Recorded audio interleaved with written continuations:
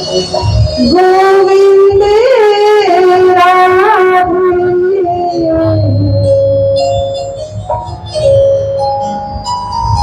राधे राधे गोविंद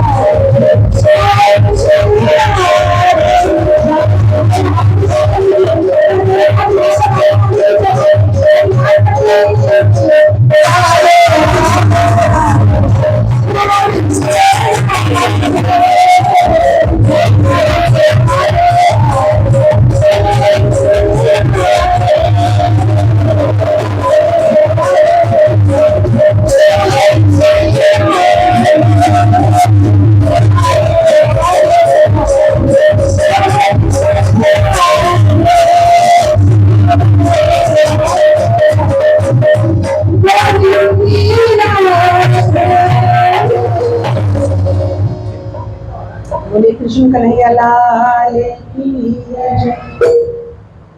भक्त वत्सल भगवान की सावरिया से राधे राधे राधे।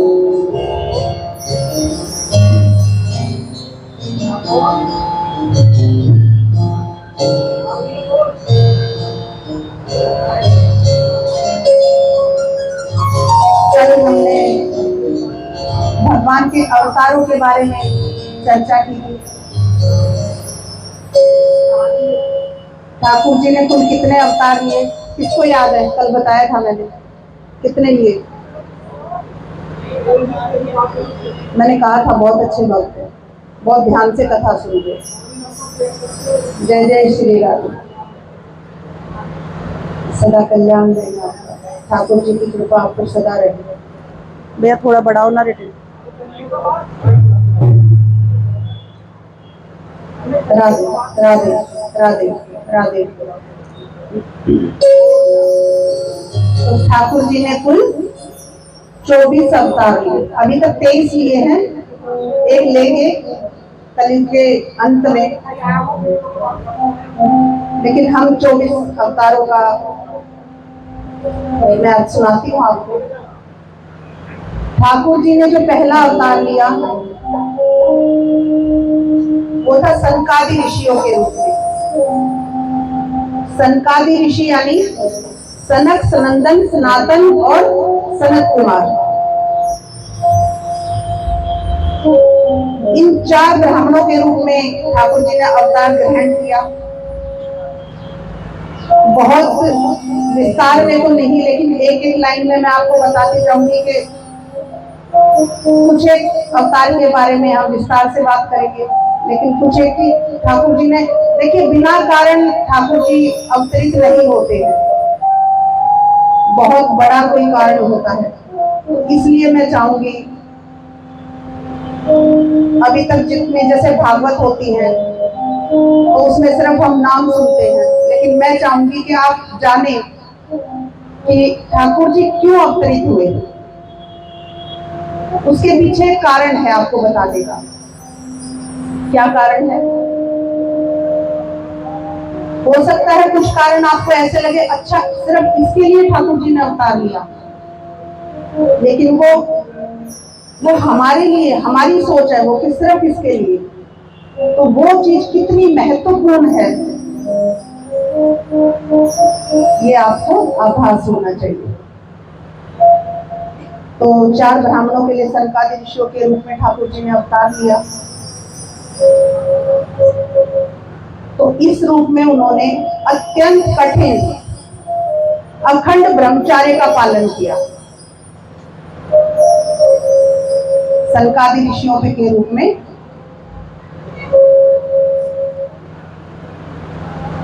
कठिन अखंड ब्रह्मचर्य का पालन किया। हमारे शास्त्रों में भी यही लिखा है कि जब तक गृहस्थ आश्रम में प्रवेश ना करें बालक, तो 20-21 वर्ष तक अखंड ब्रह्मचर्य का पालन करना चाहिए। उससे हमारी बुद्धि पोषित होती है, हमारे शरीर का विकास अच्छा होता है।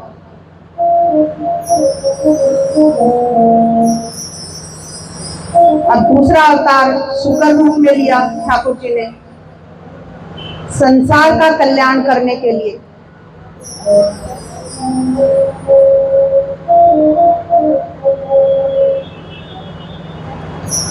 पृथ्वी जो है उस समय पर समुद्र तल में थी, रसातल में, तो भगवान जी ने शुक्र रूप का अवतार लिया और पृथ्वी को रसातल से ऊपर लेकर आई। अब तीसरा अवतार देवर्षि नारद के रूप में लिया। इस रूप में उन्होंने नारद 5 रात्र का उपदेश दिया। इसमें क्या था, इस ग्रंथ में क्या था नारद 5 रात्र में? इसमें मनुष्य अपने कर्म बंधन से कैसे मुक्ति पा सकता है, इसका वर्णन है। तो नारद जी का अवतार लिया। अब चौथा अवतार नर नारायण का लिया ठाकुर जी ने। इस रूप में भगवान ने ऋषि बनकर मन की इंद्रियों पर कैसे हम वश पा सकते हैं, तब से तो इसके लिए उन्होंने सर्वथा वो प्रयास करते रहे और संयम करके उन्होंने बड़ी कठिन तपस्या की। अब 5वां अवतार ठाकुर जी ने स्वामी कपिल रूप का लिया।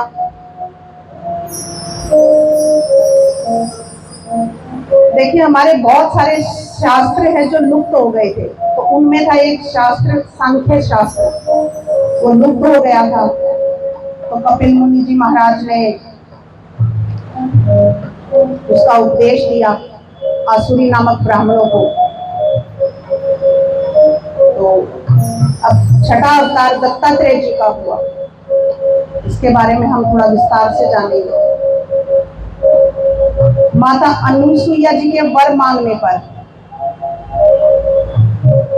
भगवान जो है अवतरित हुए अत्रि ऋषि के घर पर दत्तात्रेय जी के रूप में।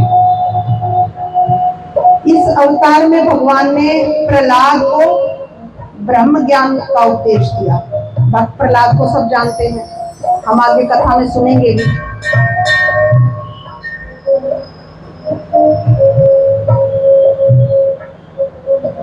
भाई इसको टाइप करना।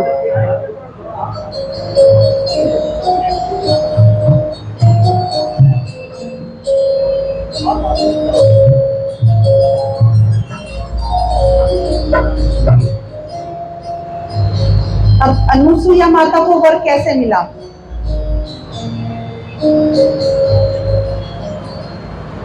एक बार की बात है,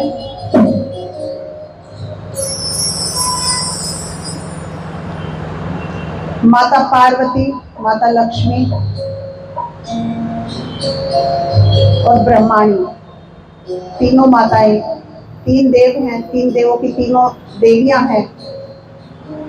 तो वो चर्चा कर रही हैं आपस में कि किसका सतीत्व प्रबल है, कौन ज्यादा सतीवान है,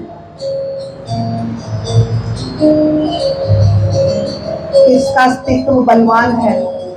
तो इतने में वो कोई फैसले पे पहुंचे, नारद जी आ जाते हैं। अब तीनों देवियां जो है नारद जी से पूछने लगी। नारद जी क्या बोलते हैं? नारायण नारायण, राधे राधे। तो अब तीनों देवियां जो है नारद जी से पूछने लगी कि नारद जी, हम तो नहीं ये फैसला कर पा रहे हैं कि किसका सतीत्व ज्यादा बलवान है, आप ही हमें बताएं, लेकिन सच सच बताना। अब नारद जी को डर लग रहा है कहीं अगर एक माता का नाम ले दिया तो दूसरी दो माताएं क्रोधित ना हो जाए। तो माताएं इनको आश्वासन देती हैं कि आप सच सच बताना, कोई बात नहीं, आप बताओ। ठीक है। अब नारद जी जो है 10 कदम पीछे लेते हैं, फिर भी डर तो उनको लग ही रहा है। देखो, अब 10 कदम पीछे लेते हैं नारद जी, तो हाथ जोड़ते हैं, खड़े होते हैं। वे कहते हैं कि माता जी, अगर सच सच अगर आप सुनना चाहते हैं तो आपका सतीत्व तो बलवान है, लेकिन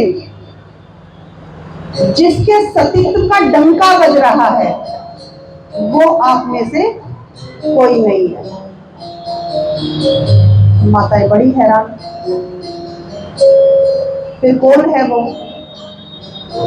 जिसका अस्तित्व हमसे भी ज्यादा बलवान है आज के समय में? अब माताओं को थोड़ा क्रोध आ रहा है, तो वो पूछती है कि नारद जी बताइए हमें कौन है। चलो आपस में होता तो थोड़ा सा समझौता हो जाता, और अब ये तो बात चौथे पे चली गई। तो नारद जी कहते हैं वो है अत्रि ऋषि की धर्म पत्नी माता अनुसुईया। अच्छा, तो इनको ये पदवी कैसे मिली, माताएं पूछती हैं। तो नारद जी बोले कि उनको ये पदवी जो है पति की सेवा का फल है।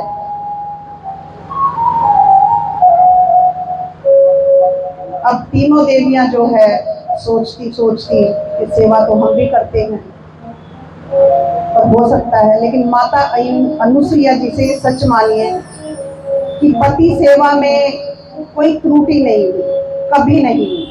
तो उस समय उनके नाम का डंका बजता था, उनके सतीत्व का डंका बजता था। तो अब माताएं थोड़ा क्रोध में है, अब वो तीनों अपने अपने धाम लौटती हैं, अपने पतियों से कहती हैं कि हमने मन वचन और कर्म से अगर आपकी सेवा की है, फिर भी डंका माता अनुसुईया का बज रहा है, हम तो गिनती नहीं है। आप जा करके उनकी परीक्षा लीजिए, क्योंकि उनको विश्वास नहीं हो रहा है, माताओं को विश्वास नहीं हो रहा है। अब भगवान ने समझाना चाहा तीनों ने, लेकिन माताएं नहीं मानी।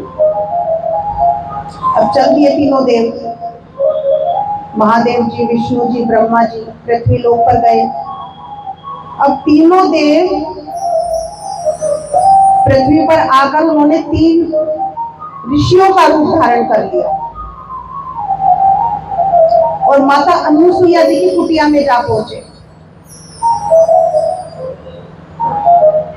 ऋषि अत्रि स्नान आदि करने के लिए गए थे, माता घर में अकेली थी, आश्रम में अपने काम कर रही थी, काम में व्यस्त थी। अब तीनों देव द्वार पर जाते हैं और एक साथ बोले, भिक्षाम दे, भिक्षाम दे। अब माता जो है वो कुछ फल लेकर आती है।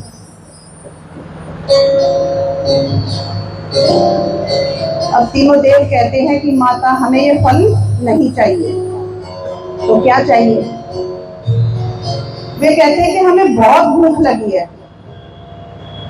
अब माता ने सोचा कि ऋषि मुनि है, फल तो रोज ही खाते हैं, तो हो सकता है आज कुछ अच्छा खाने का मन हो। तो माता ने कहा ठीक है, बताइए क्या खाएंगे आप? अब वो कहने लगे कि आप हमें वचन दीजिए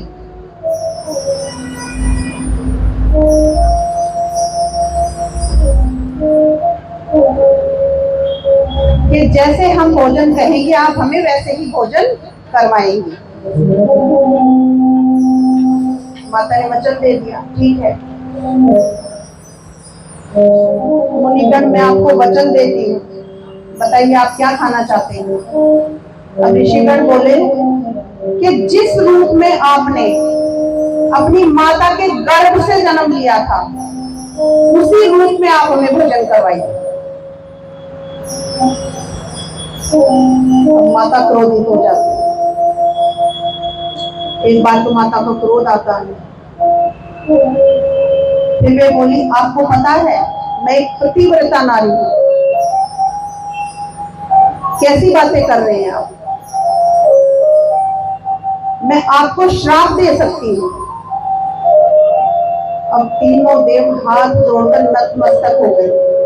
हे माता देवी, आपने हमें वचन दिया है, या तो आप इसे पूर्ण करें या हमें भस्म कर दें, ये पूरी तरह से आप पर निर्भर करता है। अब माता ने सोचा कि ये कोई साधारण ऋषिगण नहीं।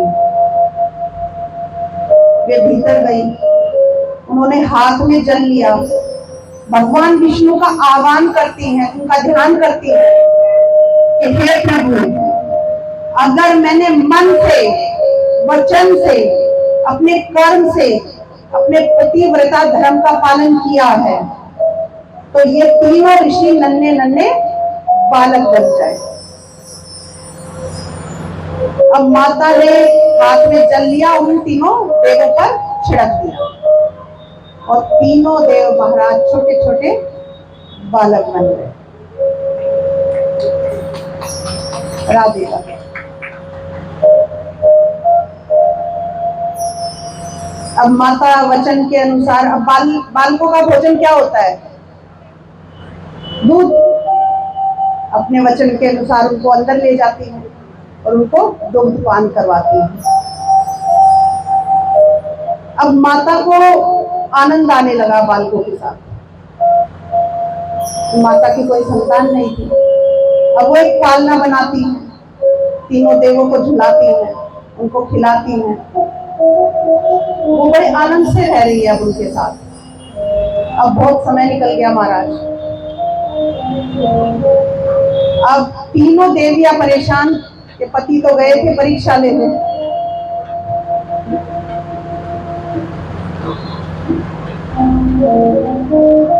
अब देवियों ने क्या किया, नारद मुनि को बुलाया। नारद जी हमारे पति कहाँ हैं?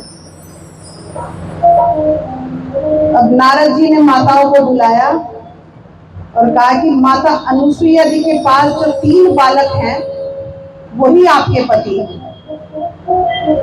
अब देवियों ने को अपनी गलती का एहसास होता है कि हम गलत थे, काश जब हमारे पति हमें समझा रहे थे हम मान जाते, लेकिन मैं भी स्त्री हूँ, हम स्त्रियां हैं, जब तक हम खुद ना प्रयास करें तब तक थोड़ा सा कमी। राधे राधे, बोलिए जय जय श्री राधे।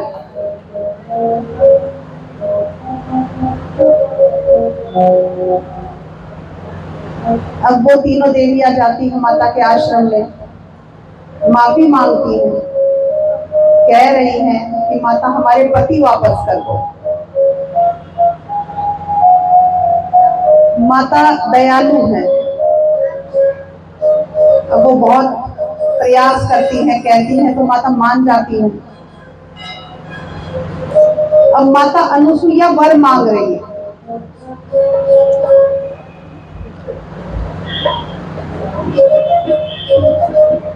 कि 3 पुत्र आप मुझे दे दो।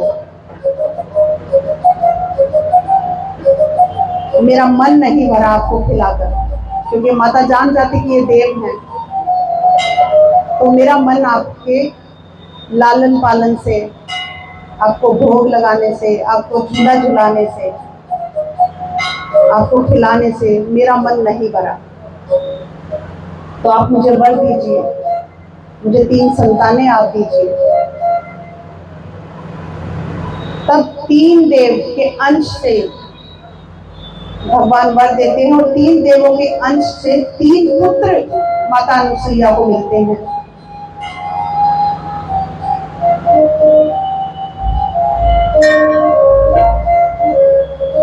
ब्रह्मा जी के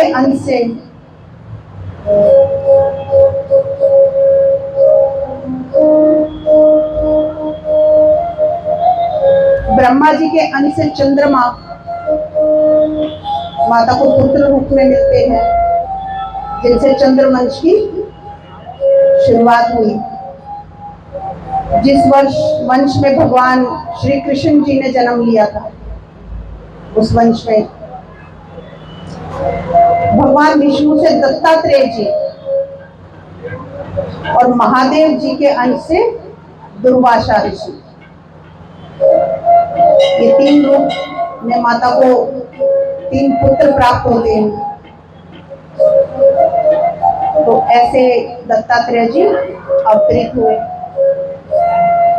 अब आते हैं ठाकुर जी के 7वें अवतार पर। 7वां अवतार ठाकुर जी का यज्ञ भगवान के रूप में हुआ। रुचि प्रजापति की जो पत्नी थी आहुति, उनसे यज्ञ का जन्म हुआ। 8वां अवतार वृषभ देव जी के रूप में लिया भगवान ने, ठाकुर जी ने। 9वां अवतार राजा पृथु के रूप में लिया।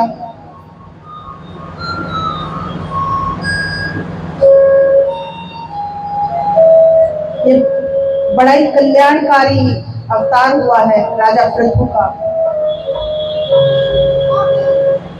पृथ्वी से समस्त औषधियों का दोहन राजा पृथु ने किया था, बड़ा कल्याणकारी अवतार। अब 10वां अवतार मत्स्य रूप में लिया भगवान ने। 11वां अवतार कच्छप रूप में लिया। भगवान ने समुद्र मंथन के समय जब मद्राचल पर्वत डगमगा रहा था, उसको अपनी पीठ पर धारण किया था कच्छप रूप में। 12वां अवतार धन्वंतरी जी के रूप में लिया, जो कि समुद्र मंथन से समुद्र से अमृत कलश लेकर उत्पन्न हुए थे। सारी औषधियों का ज्ञान धन्वंतरी जी ने करवाया।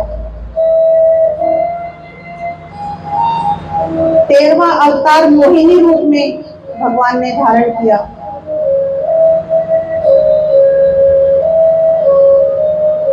जो कि दैत्यों को मोहित करने के लिए उन्होंने ये अवतार धारण किया था। अमृत पान करवाया था देवताओं को। 14वां अवतार नरसिंह रूप में लिया। इस अवतार में भगवान ने हिरण्यकश्यप का वध किया था। 15वां अवतार वामन रूप में भगवान ने लिया ठाकुर जी ने।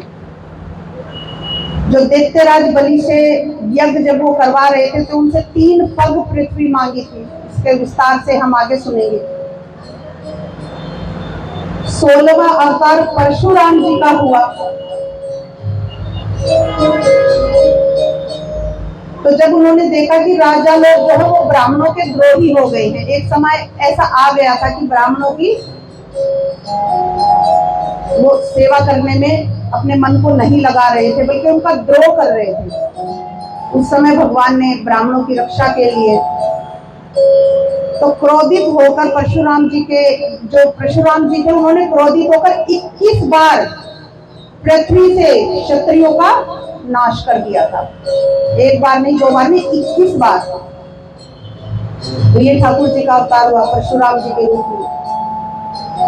अब 17वां अवतार हुआ वेद व्यास जी के रूप में।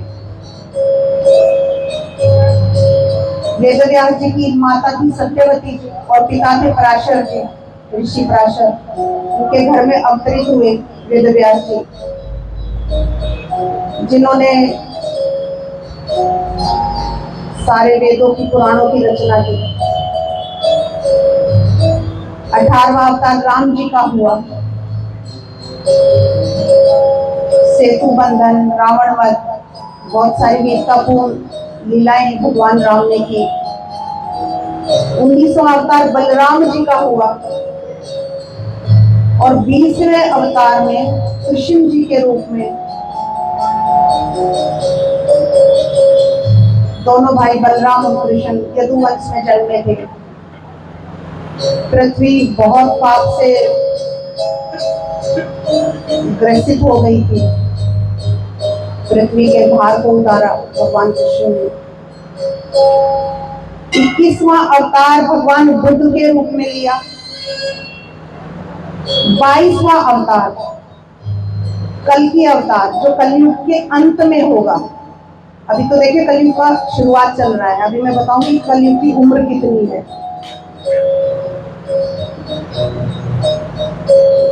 संबल नामक ग्राम में अपने पिता की 5वीं संतान होंगे भगवान ठाकुर जी, जिनका नाम कल्कि होगा। विष्णु यश उनके पिता का नाम होगा, एक ब्राह्मण के घर में अवतरित होंगे। और 2 अवतार है जिनके बारे में ज्यादा नहीं बताया गया है ठाकुर जी के, वो है हंसा अवतार और हेग्रीव अवतार। हंसा अवतार जो हुआ था वो भागवत, जो चतुर्श्लोकी भागवत है। हंसा अवतार में भगवान ने, ठाकुर जी ने चतुर्श्लोकी भागवत का ज्ञान करवाया था। और हेग्रीव अवतार हुआ था, हेग्रीव नाम का एक असुर था जिसका सिर घोड़े का था और शरीर मनुष्य का था। अब उसने तपस्या की और ब्रह्मा जी से वर मांगा कि मुझे मुझसे ऐसा ही कोई हेग्रीव मार पाए, क्योंकि उसको पता था कि मेरे जैसा तो कोई पृथ्वी पे ब्रह्मांड में है ही नहीं कोई। तो उसने कहा कि मेरे जैसा हेग्रीव ही सिर्फ मुझे मार पाए। तो उसको अहंकार हो गया महाराज, वो बड़े पाप करने लगा, अत्याचार करने लगा। तब उसका उद्धार ठाकुर जी ने हेग्रीव रूप में अवतार लिया उसी के जैसा और उसका वध किया। तो ये थे ठाकुर जी के 24 अवतार। बोलिए जय जय श्री राम, जय जय श्री राम। बोलिए कृष्ण कन्हैया लाल की, सावरिया सेठ की। भक्त वत्सल भगवान की